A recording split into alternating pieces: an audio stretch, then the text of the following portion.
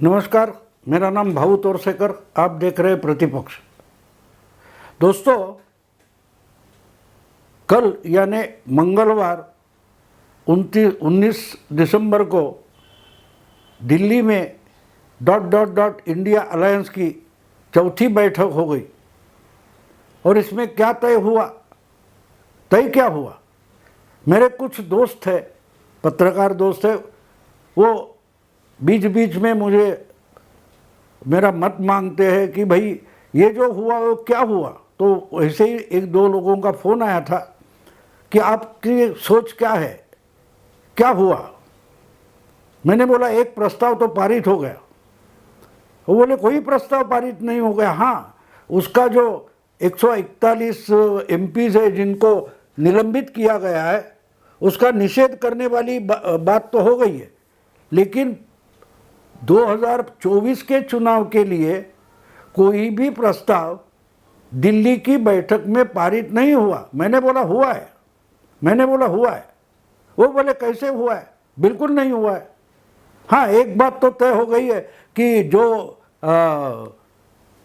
141 MPs को निलंबित किया गया है, उसके खिलाफ पूरे देश में, हर शहर में, हर गांव में, हर जिले में रैलियां की जाएगी। लोगों को दिखाया जाएगा कि मोदी कैसे तानाशाह बन रहा है, डेमोक्रेसी की हत्या हो रही है। ये दिखाने के लिए 22 दिसंबर को पूरे देश में रैलियां होगी। अब देखिए दोस्तों, अगर 22 दिसंबर यानी शुक्रवार को ये रैलियां होने जा रही है, उसी दिन पार्लियामेंट का ये विंटर सेशन खत्म होने वाला है। शीतकालीन अधिवेशन वो आखिरी दिन है और उस दिन वो खत्म हो जाएगा, समाप्त हो जाएगा। तो उस दिन बोलकर ये सब रैलियां करके क्या अचीव होने वाला है, क्या मिलने वाला है? देखिए, पॉलिटिक्स में कोई भी आप कृति करते हो तो उस कृति से, एक्शन से आपका या आपकी पार्टी का कुछ लाभ होना चाहिए। ऐसी कोई बात दिखाई नहीं दे रही है। आप रैलियां करेंगे लेकिन लोगों को उससे मतलब है नहीं, और दूसरे दिन से पार्लियामेंट का सेशन है ही नहीं। तो आपने अचीव क्या किया? और अगला सेशन होगा तब आप लोग सब जाने वाले हो। तो इसलिए जिसका इम्पैक्ट होगा, प्रभाव पड़ता है जिसका, ऐसी कोई एक्शन होनी चाहिए। ऐसा तो कुछ किया नहीं।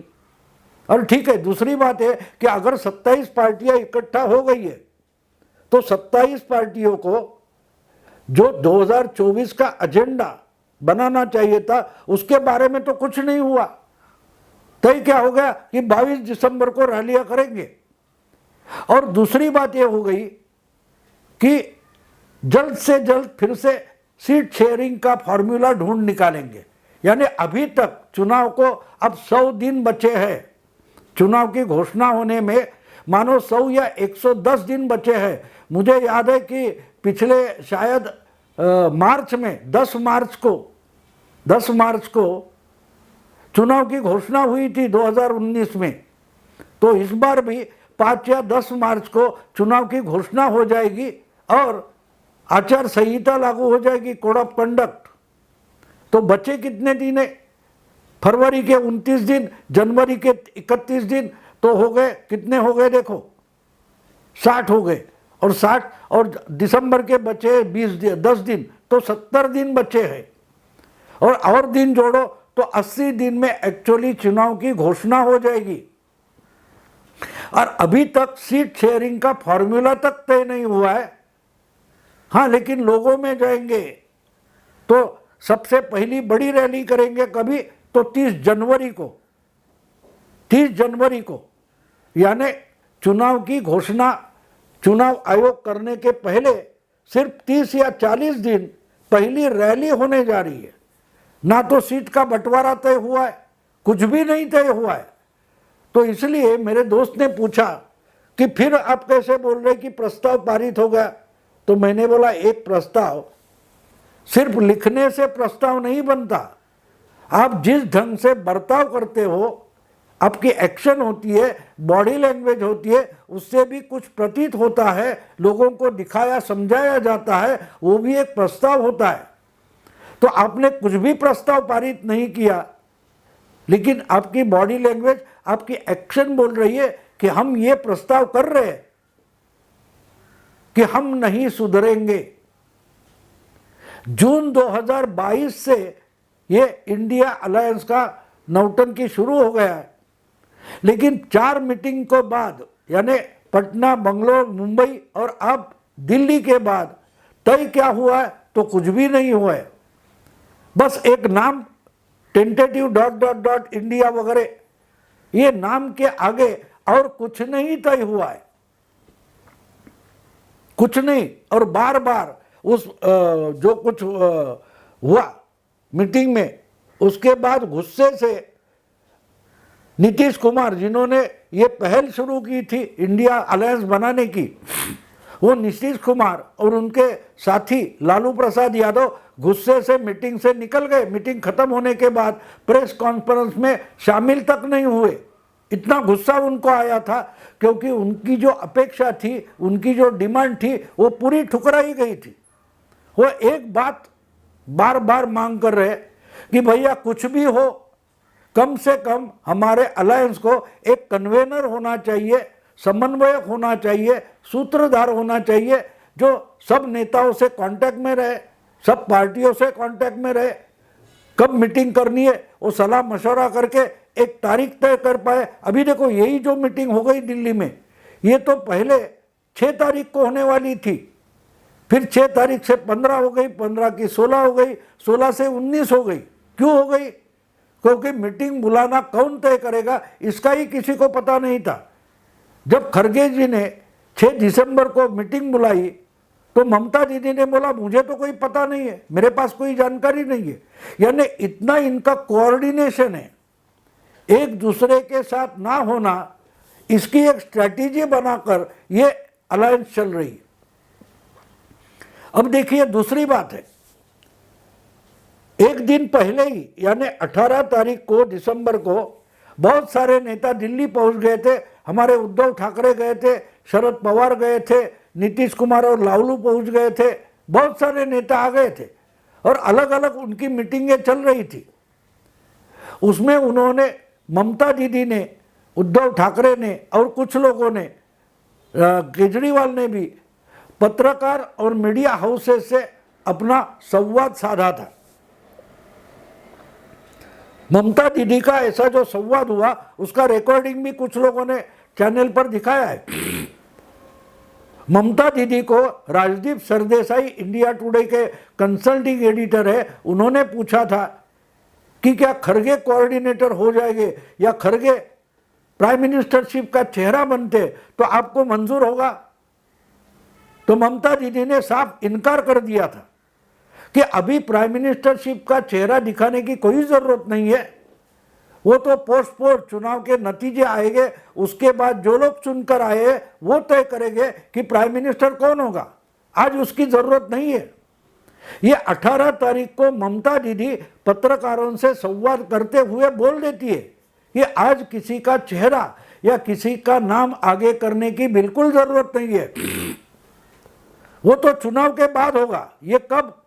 24 घंटे पहले ममता दीदी ने पत्रकारों से कहा, और पॉइंटेड क्वेश्चन राजदीप सरदेसाई ने पूछा था कि क्या खड़गे का नाम चल सकता है, तो साफ इनकार किया था ममता दीदी ने। उसके बाद उसी रात को, यानी 18 की रात को, केजरीवाल और ममता दीदी की मीटिंग हो गई, और दूसरे दिन 24 घंटे बाद इंडिया अलायंस की जो मीटिंग हो गई, उसमें वही ममता दीदी किसी से सलाह मशवरा ना करते हुए डायरेक्टली खड़गे जी का ही नाम प्रपोज कर देती है कि अगला प्राइम मिनिस्टर इंडिया अलायंस का प्राइम मिनिस्टरशिप का चेहरा खुद खड़गे हो गए। कितनी अजीब बात है। देखो, 24 घंटे पहले पत्रकारों के सामने खुद ममता दीदी बोलती है कि खड़गे वगैरह कुछ नहीं, जो होगा वो बाद में तय होगा, और 24 घंटे बाद, मतलब साफ है, यानी केजरीवाल से मीटिंग करने के बाद ममता दीदी डायरेक्टली इंडिया अलायंस की मीटिंग में नाम घोषित कर देती है, ना कांग्रेस से भी सलाह मशवरा करती है। सोनिया गांधी हो, राहुल गांधी हो या खुद खड़गे से भी ममता दीदी ने पूछा नहीं कि मैं आपका नाम प्रपोज करने वाली हूं और डिक्लेयर कर दिया। और उन्होंने डिक्लेयर किया ही नहीं तो फटाक से केजरीवाल ने उसको सपोर्ट कर दिया कि हाँ भाई खड़गे जी हमारे अगले प्राइम मिनिस्टर हो गए। यानी कि बात है कि ममता दीदी और केजरीवाल इनकी ये मिली भगत थी, दोनों ने मिलकर तय किया था कि मैं ये बोलूंगी आप सपोर्ट करो। क्या ये गुगली है? यानी कांग्रेस को ही अंधेरे में रखकर उसी पार्टी के अध्यक्ष को प्राइम मिनिस्टरशिप का चेहरा बनाया गया। अब एक बात इसमें गुगली क्या है कि अगर राहुल गांधी ने तो खुद ने बोला है कि मुझे प्राइम मिनिस्टरशिप का कैंडिडेट या चेहरा बनना ही नहीं है, लेकिन क्या खड़गे के नाम पर चुनाव लड़ा जा सकता है? कांग्रेस लड़ सकती है। कांग्रेस में ही खलबली मचे, इसीलिए ममता दीदी ने खुद खड़गे का नाम पेश किया, जो 24 घंटे पहले उसके लिए उन्होंने साफ इनकार किया था। ये बातें दोस्तों समझना जरूरी होती है। ये आज भी ये अलायंस बनी है तो किस लिए बनी है इसका इनको ही पता नहीं है, इनको ही पता नहीं है। बस मोदी को हराना है, इसके आगे ये निकल नहीं रहे। अब देखिए ये सब बात हो गई कि चुनाव में खड़गे और उसके बाद खड़गे खुद भाषण करने के लिए खड़े हो जाते और बोलते कि देखिए अभी भी या शुरू से चुनाव के पहले कोई नाम या चेहरा पेश करने की जरूरत नहीं है। जो भी कुछ प्राइम मिनिस्टर का नाम या चेहरा हमको तय करना है, जो चुनकर आए हुए लोग हैं वो तय करेंगे। यानी 24 घंटे पहले ममता दीदी जो बात कर रही थी वही खुद का नाम सामने आने के बाद खुद खड़गे बोल रहे कि अभी किसी नाम की जरूरत नहीं है, सबसे पहले हमको ज्यादा से ज्यादा एमपी चुनकर लाने पड़ेंगे। तो हमारा ध्यान किसी नाम पर या किसी चेहरे पर जाने की जरूरत नहीं है। सबसे पहले हमको ज्यादा से ज्यादा एमपीज जो बीजेपी के खिलाफ हो गए उनको चुनकर लाना है, और इसलिए अभी से नाम लेने की जरूरत नहीं। ये कौन बोल रहा है? खुद खड़गे बोल रहे हैं, जिनका नाम ममता दीदी ने प्रपोज किया है। अब एक बात साफ है, खड़गे जी अपनी औकात जानते हैं। मतदाता जो है उसकी पॉपुलैरिटी में खड़गे का नाम जीरो का होता है, उससे ज्यादा नहीं होता। मानो मोदी की लोकप्रियता 55% है, 65% है, तो खड़गे की लोकप्रियता 1% भी नहीं हो सकती। तो खुद खड़गे जानते हैं, इसलिए उन्होंने उसी बैठक में बोल दिया कि आज किसी का नाम लेने की या चेहरा पेश करने की जरूरत नहीं, क्योंकि उनको मालूम है कि अगर मेरा नाम सामने लाया गया तो मेरी ही पार्टी में यानी कांग्रेस की ही पार्टी में मेरे खिलाफ षड्यंत्र शुरू हो जाएगा। खुद गांधी फैमिली ही खड़गे को नीचा दिखाना शुरू करेगी, क्योंकि सोनिया गांधी के दिमाग में अपना बेटा छोड़कर और किसी को भी प्राइम मिनिस्टर कांग्रेस का बनाने की इच्छा ही नहीं है, और ये ममता दीदी अच्छे से जानती है। इसलिए कांग्रेस के अध्यक्ष का नाम प्रपोज करके ममता दीदी ने गुगली डाल दी। अब बात ऐसी है कि कांग्रेस का कोई नेता ओपनली खड़गे के खिलाफ नहीं बोल सकता। ममता दीदी की बात साफ है।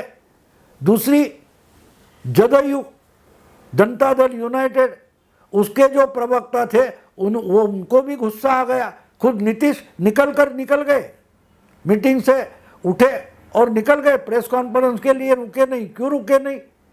क्योंकि इनकी एक छोटी सी डिमांड थी, यार किसी को ना किसी को या एक समन्वयक बना दो, कन्वेनर बना दो, लेकिन वो भी नहीं हुआ। उनकी इच्छा थी कि उनको समन्वयक बनाया जाए। जैसे एनडीए में या तो जॉर्ज फर्नांडिस होते थे, नीतीश कुमार थे, या शरद यादव एनडीए के समन्वयक हुआ करते थे, तो उनको समन्वयक बनना था। अब लालू को भी नीतीश को दिल्ली में भगाने में इंटरेस्ट है, क्योंकि लालू अगर बिहार से, पटना से उठकर दिल्ली निकल जाए तो लालू के बेटे का चीफ मिनिस्टर बनने का रास्ता खुल जाता है। जब तक नीतीश पटना में है तो जो उनकी अलायंस है, पुरानी यूपीए अलायंस या आज की इंडिया अलायंस पटना में है, उसका रास्ता यानी दरवाजा खुद नीतीश कुमार है, वो दिल्ली के लिए खोला जाता है, तो तेजस्वी के लिए पटना में मुख्यमंत्री बनने का रास्ता खुल जाता है। बिल्कुल इसी कारण जैसे नीतीश नाराज थे, उसी ढंग से लालू भी नाराज थे कि आप नीतीश को समन्वयक नहीं बना रहे, मतलब तुम तेजस्वी को चीफ मिनिस्टर बनाने से रोक रहे हो। उनको खड़गे हो या राहुल हो, उससे लालू को कोई फर्क नहीं पड़ता। लालू का पॉलिटिकल इंटरेस्ट ना बीजेपी के खिलाफ है ना और किसी के खिलाफ है। लालू का पॉलिटिकल इंटरेस्ट अपनी पार्टी और अपना परिवार बिहार में सत्ता में रहे, चीफ मिनिस्टरशिप अपने पार्टी के पास रहे, अपने बेटे का पास रहे, यही लालू का इंटरेस्ट है। और नीतीश को मालूम है कि अगर ये अलायंस जीतने ही वाली नहीं तो कम से कम अगर मैं समन्वयक बन जाऊं तो आगे चलकर अपोजिशन लीडर भी बन सकता हूं, क्योंकि उनका कोई भविष्य लालू के साथ बचा नहीं है। अब रहा तीसरी बात, तीसरा लीडर केजरीवाल, और केजरीवाल को तो मालूम है कि अगर इस अलायंस में कांग्रेस के साथ सीट का बंटवारा करना है तो नुकसान उनका ही है। जहां कांग्रेस बची ही नहीं है, पंजाब और दिल्ली, यानी 20 सीटें हैं, दिल्ली की 7, चंडीगढ़ 1 और पंजाब की 13, मिलकर 20 सीटें होती है। अगर यहां हम कांग्रेस के साथ हाथ मिलाएंगे तो कांग्रेस को पुनरुज्जीवित करेंगे और फिर कांग्रेस रीजनल पार्टी होने के कारण आम आदमी पार्टी के ही वोट काटेगी। पिछले चुनाव में हमने देखा है कि दिल्ली हो या पंजाब या गुजरात भी, जहां आम आदमी पार्टी की ताकत बढ़ी है तो कांग्रेस की ताकत घटी है। बीच में तो गुजरात के कुछ आम आदमी पार्टी के एमएलए भी अब कांग्रेस में जाना चाहते हैं, क्योंकि उनको पता है कि रीजनल पार्टी का भवितव्य बचा नहीं है, भविष्य बचा नहीं है। इसलिए कांग्रेस के साथ हाथ मिलाना मतलब दिल्ली और पंजाब से अपना ही जनाजा उठाना है, ये केजरीवाल समझते। इसलिए बंगाल में कांग्रेस नहीं चाहिए और